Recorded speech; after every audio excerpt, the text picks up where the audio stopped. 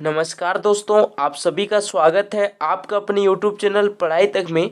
आज की इस वीडियो में छत्तीसगढ़ वन रक्षक भर्ती परीक्षा 2022 के रीजनिंग का भाग 4 लेकर आया हूं, जो कि आपके वन रक्षक भर्ती परीक्षा में आने की संभावना बहुत ही ज़्यादा है। तो चलिए वीडियो को शुरू करते हैं। तो सबसे पहले प्रश्न एक देख सकते हैं यहाँ पर, ठीक है। प्रश्न एक में ये बताया है कि यहाँ पर DF, ठीक है, GJ KM NQRT है, तो यह अगला पद क्या होगा, ठीक है। तो जब भी आपको इस प्रकार के प्रश्न दे रहता है तो आपको सबसे पहले अल्फ़ाबेट को अंकों में चेंज करना है, ठीक है।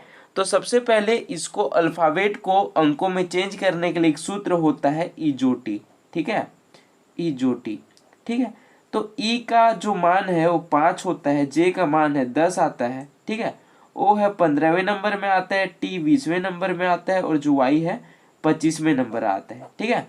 तो इसी से आप सरल तरीके से आप अल्फ़ाबेट को अंकों में ट्रांसलेट कर सकते हैं, ठीक है। तो देखिए यहाँ पर जो डी है वो कितने नंबर में आता है, चौथे नंबर में आता है, ठीक है। DF, जो डी है वो चौथे नंबर में आता है और जो एफ है 6वें नंबर में आता है, ठीक है। उसके बाद आ जाता है जी और जे, जो जी है वो 7वें नंबर में आता है और जो जे है वो 10वें नंबर में आता है, ठीक है। उसके बाद आ जाता है के और एम, जो के है वो 11वें नंबर में आता है और जो एम है 13वें नंबर में आता है। उसके बाद एन और क्यू, जो एन है वो 14वें नंबर में आता है और जो क्यू है वो 17वें नंबर में आता है। उसके बाद आर और टी, ठीक है। तो जो आर है वो 18वें नंबर में आता है और जो टी है वो 20वें नंबर में आता है, ठीक है। अब देखते हैं इसका अंतर। देखिए तो पहले का आप अंतर देख सकते हैं, इसका और इसका अंतर है धन 2 का, ठीक है। और इसका अंतर है धन 3 का और इसका अंतर है धन 2 का, ठीक है। और जो एन और क्यू इसका अंतर है धन 3 का और इसका अंतर है धन 2 का, ठीक है। तो यहाँ आप देख सकते हैं धन 2, उसके बाद धन 3, उसके बाद धन 2, उसके बाद धन 3, उसके बाद धन 2। तो अगला पद क्या होगा अंतर, ठीक है। तो अगला पद हो जाएगा हमारा +3 का अंतर होना चाहिए, ठीक है ना। अब देखते हैं कि जो u और v है, ठीक है। तो u और v के बीच में अंतर 3 का आएगा क्या, नहीं आएगा, ठीक है। x और y के बीच में अंतर 3 का आएगा क्या, नहीं आएगा, ठीक है। अब बचा 2, ठीक। तो देखिए जो e है, e कितने नंबर में आता है, e आ जाता है हमारे 5वें नंबर में, ठीक है। और जो j है वो आ जाता है 10वें नंबर में। तो इन दोनों के बीच में अंतर हम देखते हैं तो धन 5 का आ रहा है, ठीक है। तो इसी कारण ये भी हमारा क्या हो जाएगा, गलत हो जाएगा। अब ये हमारा क्या हो जाएगा, सही हो जाएगा। देखिए इसका अंतर देखते हैं तो जो u है, ठीक है, u 21वें नंबर में आता है और जो x है वो 24वें नंबर में आता है। अब इसका अंतर देखते हैं तो धन 3 का आ रहा है, ठीक है। तो इसी कारण ये हमारे क्या हो जाएगा, सही आंसर हो जाएगा। जब भी आपको इसी प्रकार का प्रश्न दे रहता है तो सबसे पहले आप अल्फ़ाबेट को ही अंकों में चेंज करना, ठीक है। उसके बाद बहुत ही सरल हो जाता है इसको हल करने के लिए। चलिए अगला प्रश्न देख लेते हैं। प्रश्न 2, ठीक है।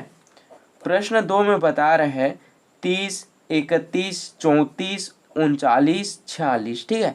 तो यहाँ पर अगला अंक कौन सा होगा ये हमें पता लगाना है। तो देखिए तो जब भी आपको इस प्रकार के प्रश्न दे रहता है तो सबसे पहले हम क्या करते हैं, अंतर निकालते हैं, ठीक है। तो देखिए यहाँ पर 30, 31, 34, 39 और है यहाँ पर 46, ठीक है। तो देखिए 30 और 31 में अंतर देखते हैं तो 30 और 31 में अंतर होता है धन 1 का, ठीक है। और 31 और 34 में अंतर देखते हैं तो इसमें अंतर होता है धन 3 का, ठीक है। और 34 और 39 में अगर हम अंतर देखते हैं तो इसमें अंतर होता है धन 5 का, ठीक है। और 39 और 46 में अंतर देखते हैं तो इसमें अंतर होता है धन 7 का, ठीक है। अब आपको पता होगा, ठीक है। तो जो 3, 5, 7 ठीक है। 1 3 5 7 है वो एक विषम संख्या में आता है, ठीक है। कौन सा संख्या में आता है? विषम संख्या में आता है, ठीक है।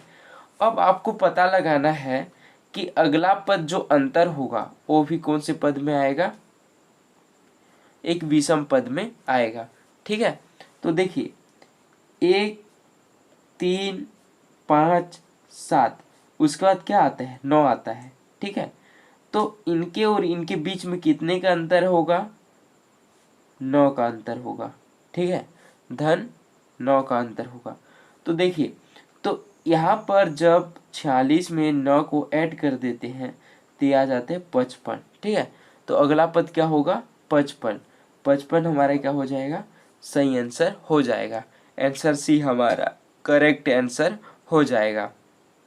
चलिए अगला क्वेश्चन देख लेते हैं। प्रश्न 3, ठीक है। प्रश्न 3 में बताया है 6:35 समानुपात 11 तो अगला पद क्या होगा, ठीक है। ये हमें प्रूव करके बताना है। तो देखिए यहाँ पर 6:35 है, ठीक है। हमें 6 को कैसे करके 35 लाना होगा, ठीक है, ये हमें बताना है। तो देखिए जो 6 है तो उसका जब हम वर्ग करते हैं, ठीक है, वर्ग करके एक घटा देते हैं तो देखिए 6 का वर्ग यानी 35 36 होता है, ठीक है। और एक को घटा देते हैं तो ये हमारा 35, तो 35 आ गया, ठीक है। उसी प्रकार 11 अनुपात ये हमें पता लगाना है। तो जब हम 11 का वर्ग करेंगे और उसमें एक को घटा देंगे तो हमारा मान क्या हो जाएगा? निकल जाएगा। तो 11 का वर्ग होता है 121 माइनस 1 को घटा देते हैं तो ये हो जाता है हमारा 120। तो 120 हमारा ऑप्शन डी क्या हो जाता है? सही आंसर हो जाता है। चलिए अगला प्रश्न देख लेते हैं। प्रश्न 4, SWEETS को न लिखा जाता है तो MIL के SMAID को क्या लिखेंगे, ठीक है। जब भी आपको इस प्रकार के प्रश्न दे रहता है तो सबसे पहले अल्फ़ाबेट को क्या करते हैं हम लोग? अंकों में ट्रांसलेट करते हैं। तो देखिए जो SWEETS है उसको क्या लिखते हैं? 9 लिखते हैं, ठीक है। तो जो S है वो कितने नंबर में आता है? S आ जाता है हमारा 19वें नंबर में, ठीक है। W आ जाता है 23वें नंबर में, E आ जाता है 5वें नंबर में, E आ जाता है 5वें नंबर में, और T आ जाता है हमारा कितने नंबर में आता है? T, ठीक है। S के बाद T यानी कि 20वें नंबर में आता है, और S आ जाता है हमारा 19वें नंबर में, ठीक है। जब इनका योग करते हैं हम लोग तो इसका योग हो जाता है 91, ठीक है। इसका योग हो जाता है 91, ठीक है।